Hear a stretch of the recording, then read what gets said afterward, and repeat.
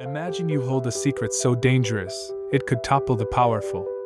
One wrong move, and you're erased.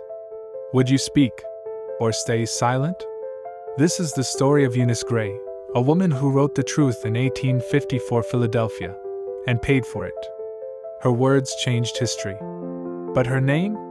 Almost forgotten. Stay with me. This one will haunt you. It's 1854. Philadelphia is a bustling city, alive with trade, politics, and secrets.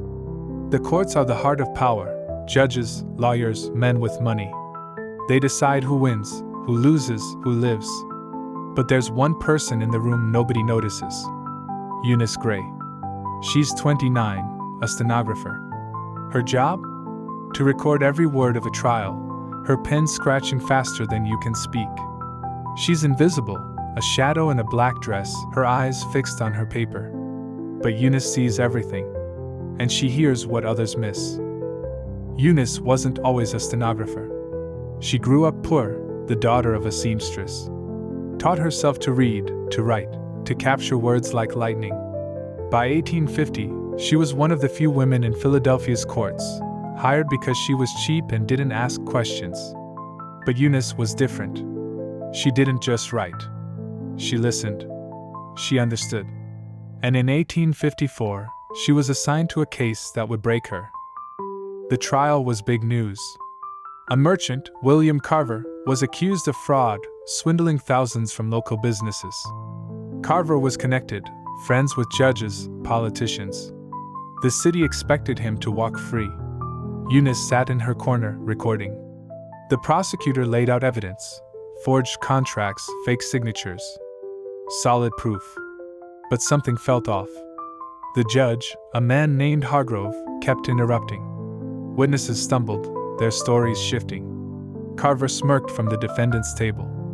Eunice's pen never stopped, but her mind raced. She knew a fix when she saw one. Days turned to weeks. Eunice noticed patterns. Whispers between lawyers. Late-night meetings in the courthouse. Once, she caught Judge Hargrove passing a note to Carver's attorney. She couldn't read it, but the look in Hargrove's eyes, cold, calculating, stuck with her. Then came the documents. During a recess, a clerk left a stack of papers on the judge's bench. Eunice glanced at them. They weren't case files. They were ledgers, names, dates, sums of money. Bribes. Her heart pounded, but she kept writing, her face blank. Here's where it gets heavy. Eunice had a choice. Stay silent, keep her job, her safety. Or act. Most would have looked away. Not her. She started copying the ledgers in secret, late at night, in the courthouse basement. Her hands shook as she wrote, knowing what it meant. If anyone found out, she'd lose everything, maybe more. But Eunice believed in justice. She believed the truth mattered. So she kept going, page after page, hiding her notes in her skirt. Then the trial took a turn. The prosecution's key witness, a bookkeeper, vanished. No explanation, just gone. Rumors swirled, accident, runaway, worse. Eunice overheard two lawyers laughing about it, their voices low. "He won't talk now," one said. She felt eyes on her after that. Not obvious, but constant. A man in a gray coat lingered outside her boarding house. Footsteps followed her home at night. Her landlady warned her. "Stop poking, girl. You don't know who you're crossing." But Eunice didn't stop. She couldn't. Let's pause. Picture yourself in Eunice's shoes. It's 1854. You're alone, a woman in a man's world. You've got proof of corruption, names, numbers, bribes. But the men behind it are untouchable.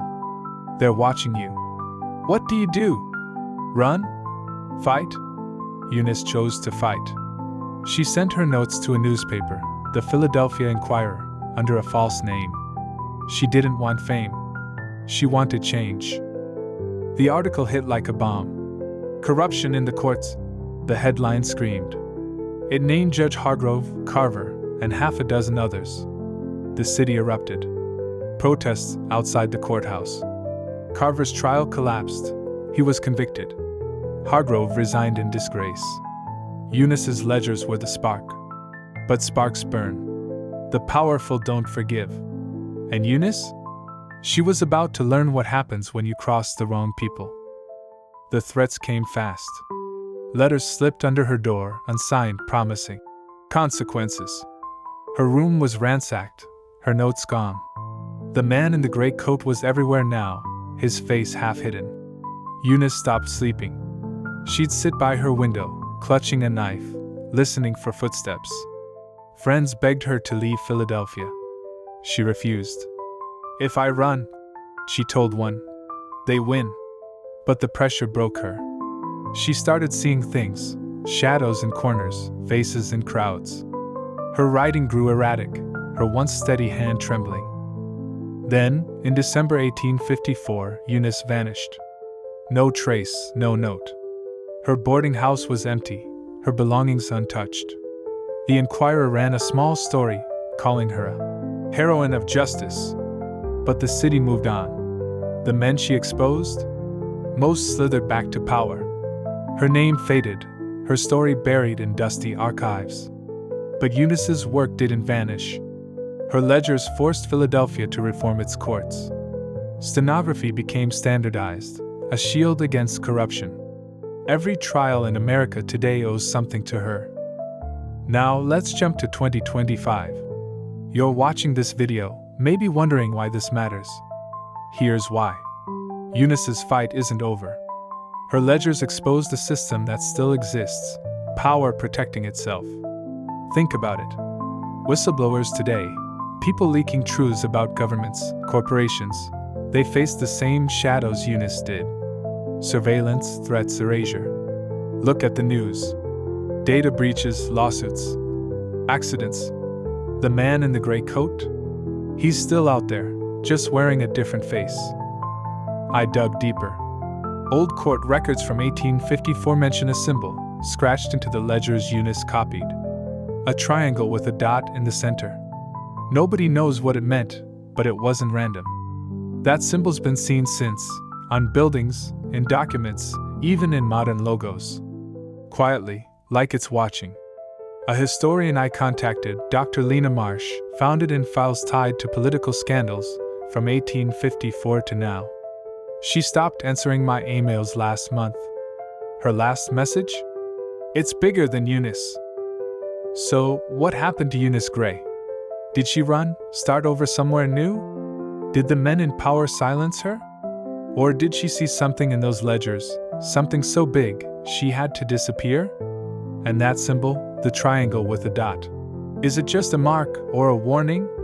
I don't know. But I can't shake this feeling. Every time I walk past the courthouse, I look for it. Sometimes I think I see it. Here's what stays with me. Eunice was one woman, armed with a pen, against a machine. She didn't win, but she didn't lose either. Her words changed the world, even if we forgot her name.